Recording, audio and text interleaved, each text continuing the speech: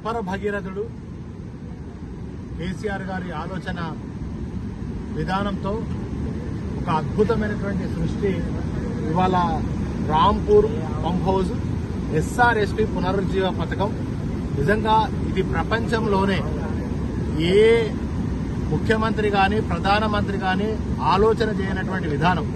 ఎందుకంటే గతంలో తెలంగాణ రాష్ట్రం రాకముందు బాబ్లీ ప్రాజెక్టుతో పాటుగా మహారాష్ట్రలో దాదాపుగా సుమారుగా చిన్న చితక కలుపుకొని 72 ప్రాజెక్టులు మరి ఆనాడు నిర్మాణం చేస్తే తెలంగాణ ఎస్ఆర్ఎస్పీ ప్రాజెక్టే ఒక ప్రశ్నార్థకంగా మిగిలిపోయినటువంటి పరిస్థితి. తెలంగాణ మొత్తం ఆనాడు తెలంగాణ రైతులంతా ఆత్మహత్యలు, తెలంగాణ ఎడారిగా మారినటువంటి ఆ సందర్భంలో మరి తెలంగాణ రాష్ట్రాన్ని ఎందుకు సాధించాలని అనుకున్నాడంటే ఇవాళ గోదారమ్మ మరి సముద్రంలో కలుస్తుంది.